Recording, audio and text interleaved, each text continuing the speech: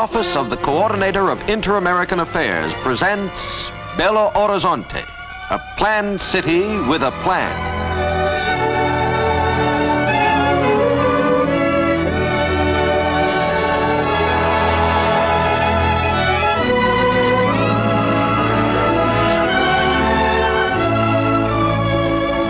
Less than 50 years ago, Brazil's Coral del Rey Mountains looked down on a hamlet hidden among the rolling foothills.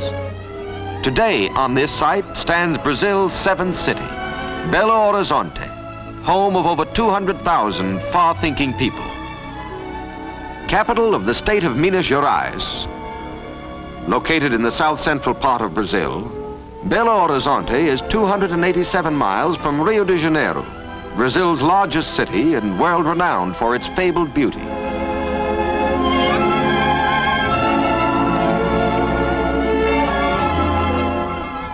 "463 miles from São Paulo, Brazil's second city and the ranking industrial city of Latin America.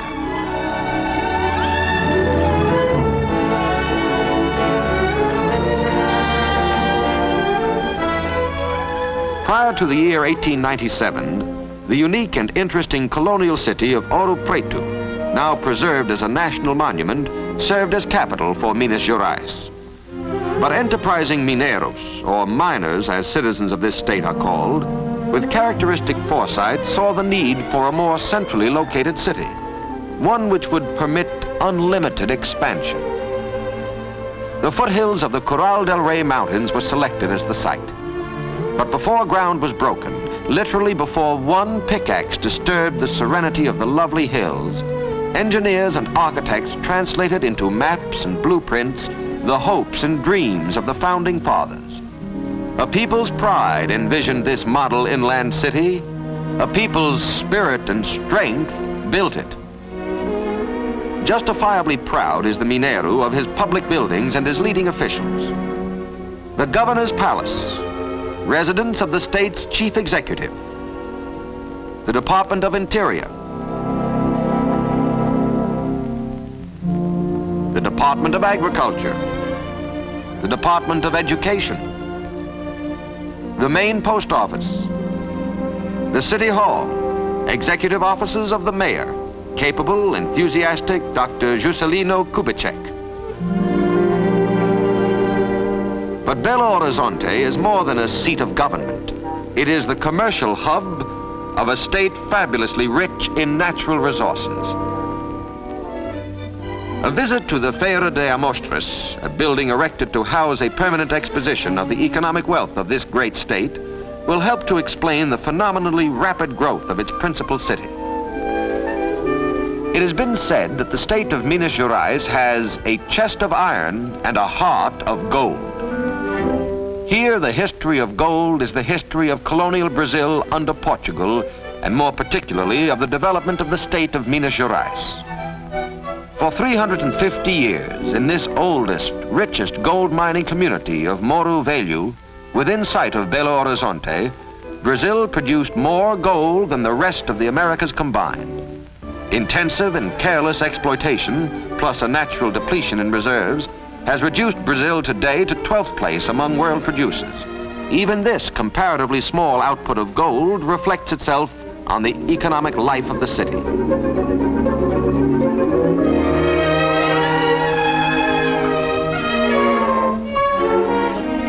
The gold era is gone, but a new era is being ushered in.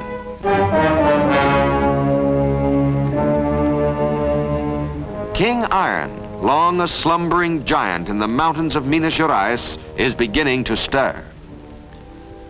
1/4 of the total known iron reserves of the world are in Brazil. At Itabira occurs the largest single deposit. The hilly streets and roads in and around this mining town are literally made of iron.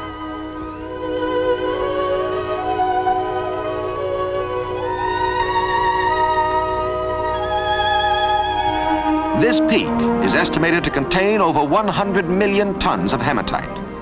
So high grade is the ore that the average will assay 68% of a theoretically possible 72% of pure iron. The railroad from Belo Horizonte is being extended to the peak, by cutting through mountain passes and by filling in deep gorges. Building roadbeds is no simple engineering problem in this rugged terrain, but the work goes on. The ore, much of which will be used to make these very rails, is loaded into heavy-duty trucks and hauled several miles to the railroad terminus.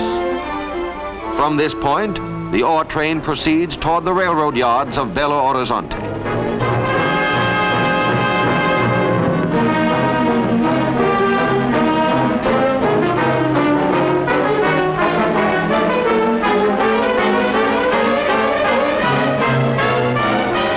At this important junction, some of the cars may be sent to the foundries in São Paulo.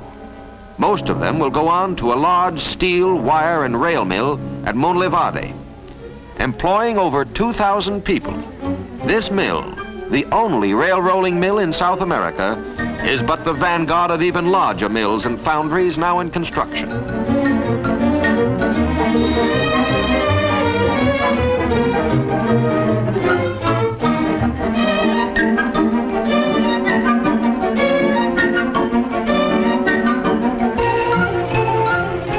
Brazilian industry, responding to the tasks imposed by the war, is on the march. Well do the Mineiros know that in this great drama, on which the curtain is now only rising, their state and their capital city are destined to play important roles. On display in the exhibition building, a visitor will see two other minerals, quartz crystal and mica, both native to this state. The exigency of war has skyrocketed these minerals to an even higher place of prominence than they originally enjoyed in the peacetime markets of the world. Quartz crystal, of which this mounted specimen is an outstanding example, today is an indispensable strategic material. It's the special electrical property of this mineral which has made it possible for the armed forces of the United Nations to have such highly sensitive and accurate communicating and detecting devices. Indeed, without Brazilian quartz, many of these devices would not exist. While a great share of the mining operations is done by mechanized equipment, manual labor is imperative in order to prevent injury to the crystal. Enjoying equal fame with quartz as an essential sinew of war is mica. The property of heat and electrical resistance makes this mineral invaluable in the manufacture of airplane spark plugs, radio tubes, magnetos, and many a secret military device. Again, from the rich subsoil of Minas Gerais comes this vital material.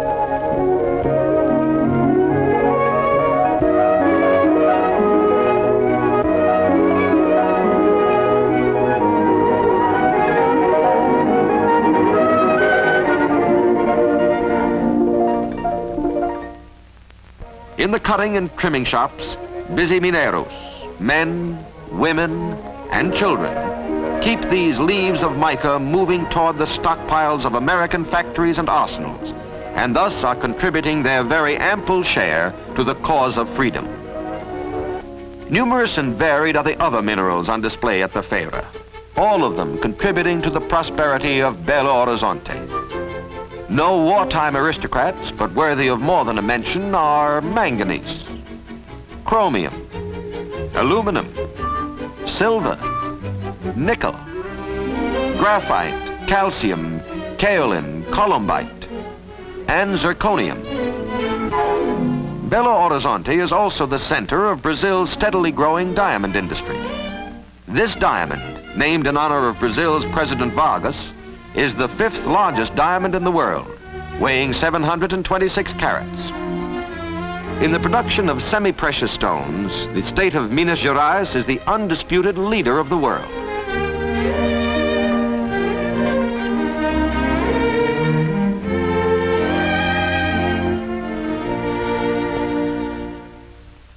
But if the subsoil of this state is rich in diversified minerals, nature has invested its soil with amazing fertility. The products grown are legion: castor beans, tea, coconuts, peanuts, rice, wheat, beans, corn, tobacco, cotton, Also on display are some of the manufactured articles of this state.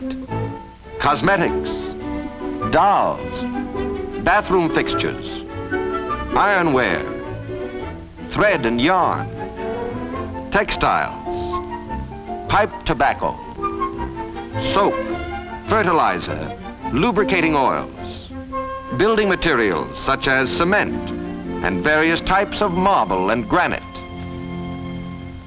Yes, all this nature has generously and bountifully entrusted to the care of the people of this great state. And over all these riches, they are proving themselves trustworthy guardians.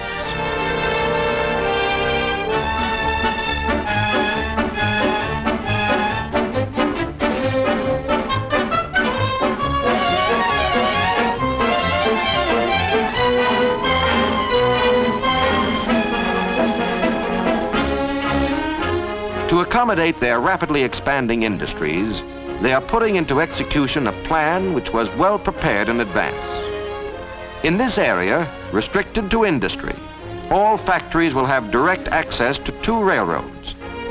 Even as the building of the roadbeds, bridges, and viaducts proceeds, large plants are springing up.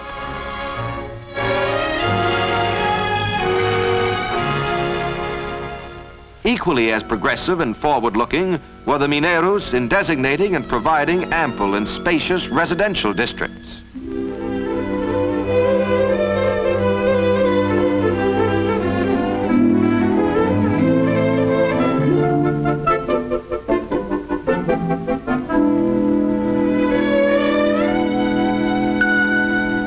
Though Belo Horizonte is principally a city of private homes, the influx of large numbers of people has given impetus to the building of apartment houses and hotels.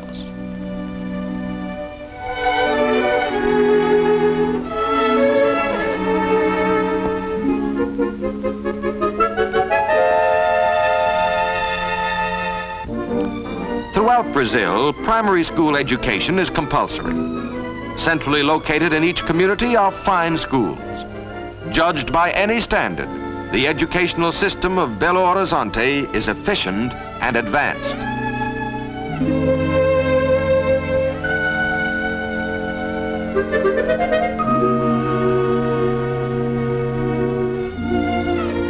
At the conservatory, instruction in music is available to young and old alike.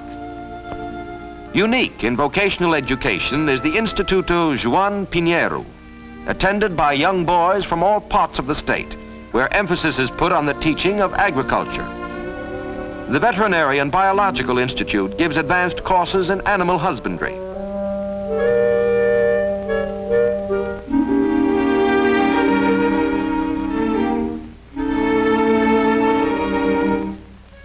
The public library houses a fine collection of reference works available to the student in Portuguese, French, or English. Great progress has been made in improving the lot of the underprivileged boy. Fashioned on the same pattern as Father Flanagan's Boys Town, this school, supported by the 5 city newspapers, trains these boys in the printer's trade. In dealing with crime, the Mineiros have brought penology to a high point of accomplishment.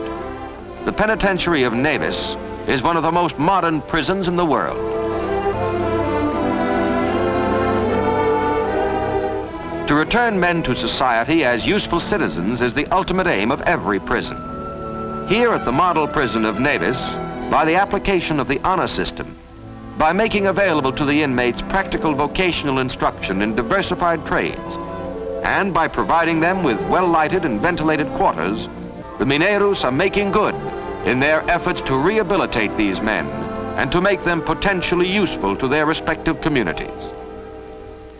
Typical of the many modern hospitals and sanatoriums devoted to the care of the sick is the São Vicente de Paulo Hospital.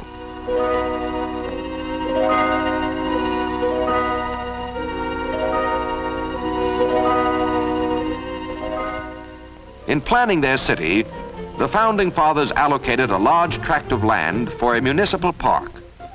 Today, in this beautifully landscaped park, in the heart of the city, the Mineiro and his children avail themselves of the many facilities for diversion and play.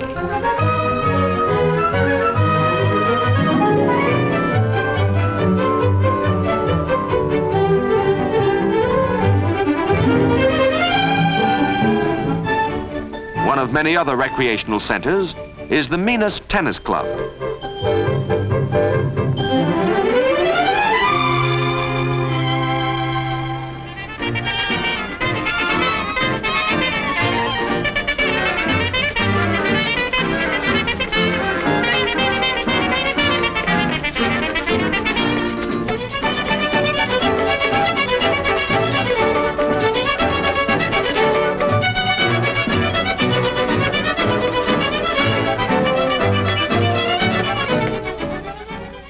Around attractive Lake Pampulha, a few minutes' drive from the center of town, a new residential district is being built in the traditional way of the Mineiro, according to plan.